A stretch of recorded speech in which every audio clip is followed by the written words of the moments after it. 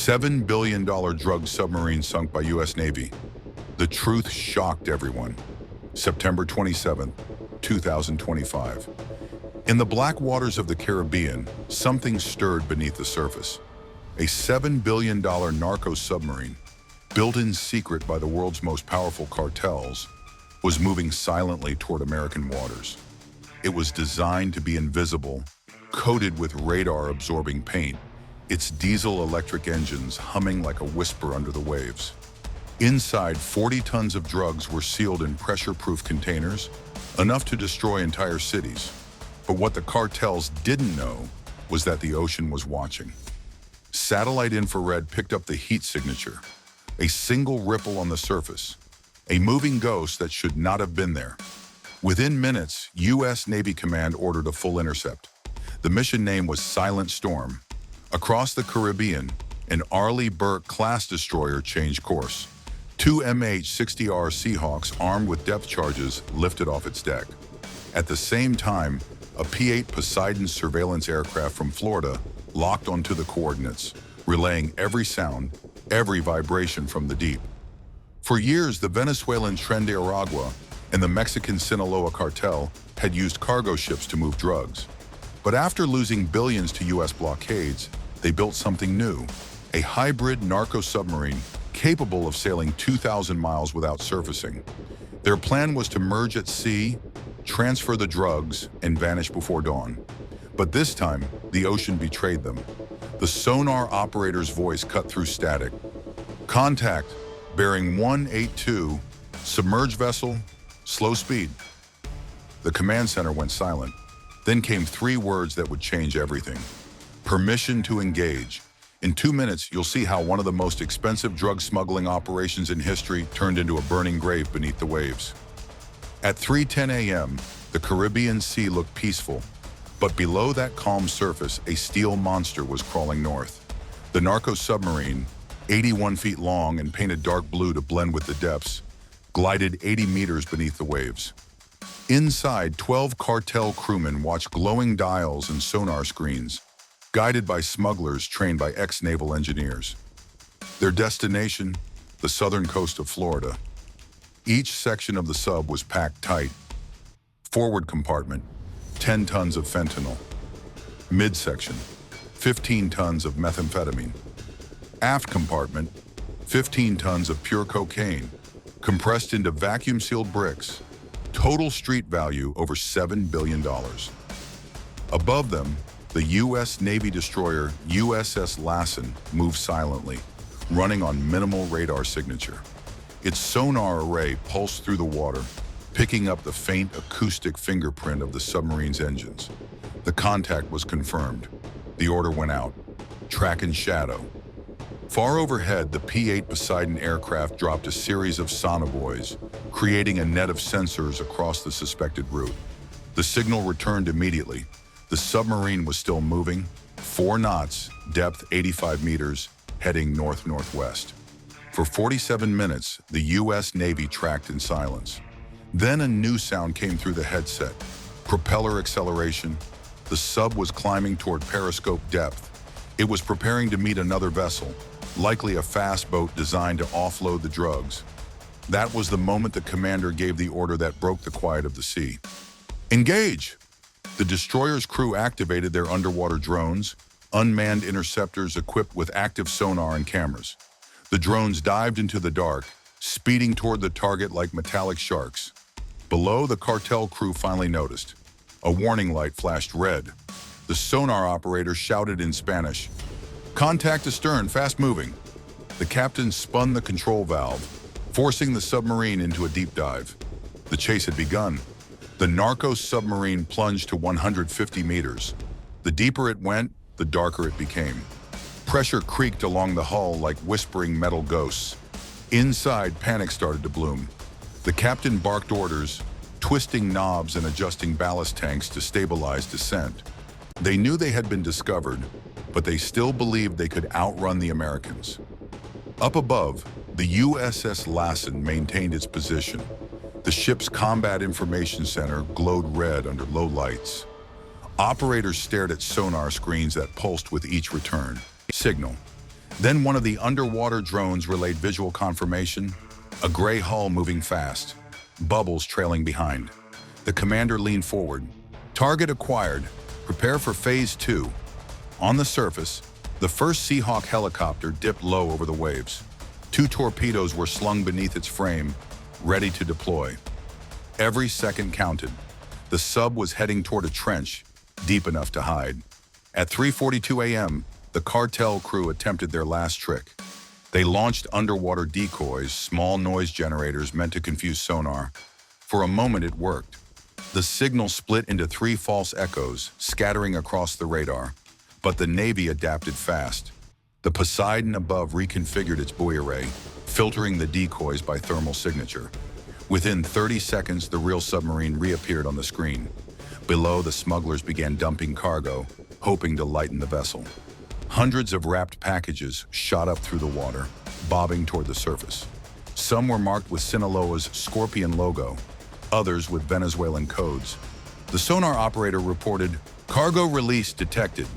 The commander replied coldly, "That's confirmation." They're desperate. Then came the order that sealed the submarine's fate. Deploy the Stingrays. 2 lightweight torpedoes dropped into the water, propellers spinning as they tracked the sub's heat signature through the abyss. The ocean had turned into a silent battlefield.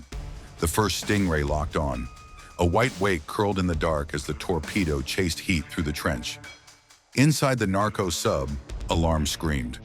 The captain ordered a hard turn to port, ballast shift, engine cut. Too late. The impact hit near the stern, a dull hammer in the deep. Lights flickered, gauges spiked, pipes burst. Water began to hiss through a hairline fracture along the aft bulkhead. Thin at first, then stronger. Above, the Seahawk banked and called battle damage. The Poseidon confirmed a sudden loss of speed, depth unstable, heading erratic. The second torpedo entered the pattern, slower, smarter, reading the sub's new noise like a hunter learning its prey. The Cartel crew dumped more cargo. Clouds of plastic-wrapped bricks spiraled upward, a glittering snow in the black. It changed nothing. The torpedo tracked past the decoy blossom and drove forward. Impact 2. The shock rattled the keel, tore a battery rack loose, and slammed men to the deck. Emergency lights glowed red. The engineer reported rising temperature in the engine compartment, water in the shaft alley, power fluctuating. The captain faced the only option left. Blow ballast, surface now, hope for air and time. The valves opened, compressed air roared, and the wounded vessel clawed upward toward the skin of the sea. On the surface, the USS Lassen went to full intercept. RHIBs launched in a fan. Crews crouched low, M4s leveled, eyes locked on the buckling water. The Seahawk's searchlight cut a silver road across the waves. Then the ocean boiled. The narco sub broke through, nose high, bleeding foam, paint scorched, antennas snapped. A hatch cracked open. A man with a rifle appeared, coughing salt and smoke. A loudspeaker carried across the wind. "United States Navy, drop your weapon, hands where we can see them now." The gunman hesitated. A laser dot marked his chest. He tossed the rifle overboard and froze. If you want more real operations broken down with zero fluff, subscribe now, then keep watching, because the next 30 seconds decide whether this submarine sinks or surrenders. The hatch yawned wider, hands went up, and the RHIBS surged in. Grapnels bit, ladders clanged, and boarding teams flowed over the slick hull in 3 disciplined lines. Red lasers swept the metal. Command snapped, and the first 2 smugglers were pulled face down, wrists bound with plastic cuffs. A third man bolted toward the bow, slipped, and vanished into the foam. Nobody fired. Control mattered more than revenge. The Seahawk held station overhead, its searchlight turning the night into a blinding stage. Over comms, the team leader called status. Forward hatch secure, conning tower secure, stern hatch contested, flash bangs thumped, white heat flashed, and the last pockets of resistance collapsed. In less than 5 minutes, the deck was quiet. Only the hiss of ruptured tanks and the groan of a wounded hull below. The air was hot, sharp with battery acid and diesel. Sailors moved in twos, methodical, clearing each compartment. The forward locker held vacuum-sealed bricks stacked like masonry, fentanyl, methamphetamine, cocaine, all tagged by color codes and cartels. The midsection held the nerve center, a low room of screens and drives. Hard disks went into evidence bags, marked and logged, serial numbers read out twice for the camera. Then came the part nobody expected. A small cabin near the bow, reinforced door, padlocked from the outside. A breaching tool popped the latch. Inside, 2 women and a boy sat on a narrow bench, dazed, wrists chafed, clothing wet with salt. They had been taken from a fishing village weeks earlier, told they were cargo now, told to stay silent. Medics wrapped them in blankets, checked breathing, handed water, and guided them gently toward the ladder and the open-air damage reports stacked up. The aft bulkhead was cracked, flooding was steady, batteries were overheating, towing risked a fire, a toxic plume, a sinking in shallow lanes. The call moved up the chain, final disposition, scuttle the vessel. Charges were set along structural ribs, timed, redundant, verified by 2 signatures. Boarding teams withdrew to the REHIBs, lines slithered free, engines idled in a widening circle. The countdown reached 1. The night lifted in a rolling flash. Water leapt, and the sub sagged as steel surrendered. Air roared from shattered tanks. The bow dipped, and darkness closed over the wreck, a billion-dollar machine. Gone. The ocean, quiet again. For good. By dawn, the horizon was calm again. Smoke from the explosion drifted over turquoise waves, the last trace of a billion-dollar empire gone. On the deck of the USS Lassen, handcuffed survivors sat in silence, faces burned with salt and defeat.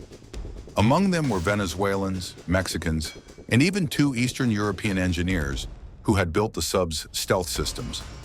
Every hard drive, chart, and phone pulled from the wreck was now evidence. Inside the operations room, technicians began sorting data. Within hours, they uncovered offshore accounts in Panama, encrypted bank wires worth over $60 million, and coded messages to brokers in Spain and South Africa. The intelligence pointed to a growing alliance, one that stretched beyond cartels into rogue state sponsorship. The implication was chilling.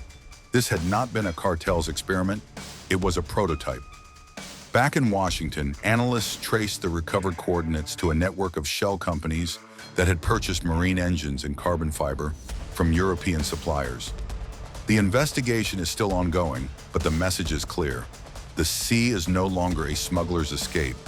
It is now a battlefield. One night, 1 submarine, 40 tons of poison erased, 5 lives saved. 30 criminals captured. A reminder that even in the silent depths, justice has sonar. If you believe stories like this deserve to be told, don't leave before you act. Like this video, share it with someone who should see it, and subscribe so you never miss the next mission the world tried to hide. Because somewhere out there, another vessel is already moving quietly beneath the waves.